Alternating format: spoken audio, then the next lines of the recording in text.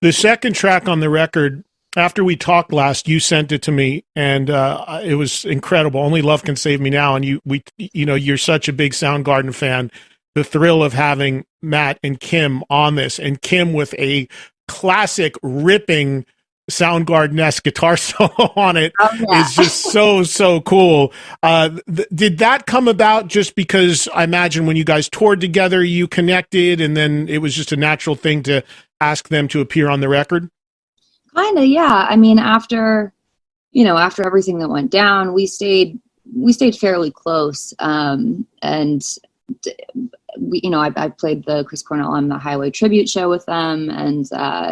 And shortly after that, we were starting to record the album, and I had written the song Only Love Can Save Me Now. That was actually one of the first, I don't want to say first, but one of the earlier songs written for the album that I was kind of in a very, I don't know the right way to describe it, but I was in kind of a place of desperation, I guess is the right word at the time.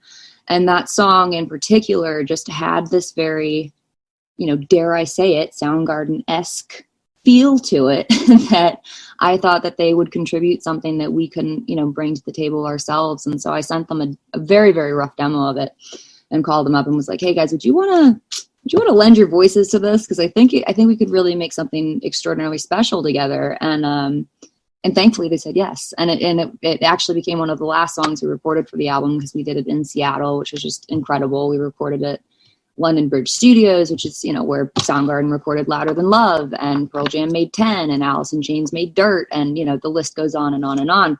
So to not only be in such an iconic space, which, I'm kind of a firm believer that places are like people, like they hold memories inside the walls, and that's something that you can just feel. You can feel that energy as soon as you walk in that room.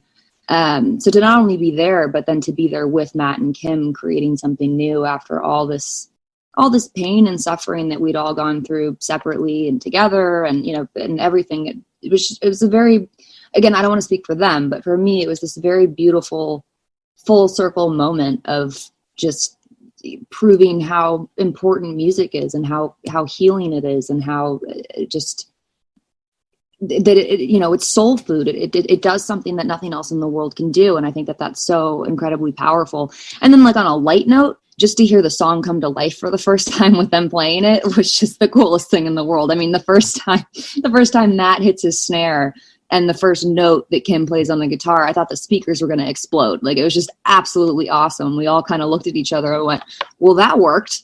That worked really well. Like, that was one of those magical, smooth moments where everything just kind of clicked. And it's certainly one of my, proudest musical accomplishments. And dare I say it, one of my favorite songs on the record. I'm not supposed to pick favorites, but I would be I'd be lying to you if I said it wasn't. So I really owe them, because they took that song and brought it to its full potential, and just really brought the whole thing to life. And so I'm very thankful and grateful that they're a part of it. And it's just, I love it. So if you haven't heard it, please turn it up. It is so killer. It is such, what's amazing to me about it is, and I should know this being that you're such a big Soundgarden fan, and I assume Ben, your guitarist, Ben Phillips, is as well. But knowing that you and Ben wrote this record together, when I heard the song and I knew that Matt and Kim were on it, I fully expected, just from hearing it, that maybe they had some role in the writing of it, but they actually didn't. I mean, you and Ben wrote the song, but so it really was like, you really, from a writer's standpoint, completely captured Soundgarden, and then you put the icing on top of having two members from Soundgarden actually play on it. But it's definitely, I mean, that riff sounds exactly like something that Kim would have come up with. Well, thank you. I mean, I don't know that we were intentionally trying to rip anyone off, but, like, obviously Soundgarden is such a, they've been such a massive influence on me my entire life. I mean, musical influence. I mean, from, I always say it's the Beatles and it's Soundgarden. They're like my two pinnacle bands that I always turn to when I'm feeling down and I need something to, lift my spirits and inspire. Like, you crank any Soundgarden record, you crank any Beatles record, and it's going to give you that kind of extra juice. And so that's why I was saying, like, when we wrote the riff and we wrote this, the whole song was kind of completed and we had it in a demo form, I was like, well, I have to ask them to be a part of this. Like, we're just going to, like, I think my joke to Matt was, I was like, will you guys play on this? Because if you don't, we're just going to sound like we're ripping you off. Like, So like, can you help out here? And you know, even if we did it ourselves, which, you know, I love that song so much, and I would have recorded it, you know, had they said no. It wouldn't have been the same. I mean, like they, you know, Matt and Kim, like they have such an unparalleled weight to what they do that is just unlike anyone else. And you know, you can try to fabricate that and duplicate that all you want, but it's never going to be the same. Like they're one of a kind, and that is, you know, that's what I love about them, is that there's no one else in the world like them.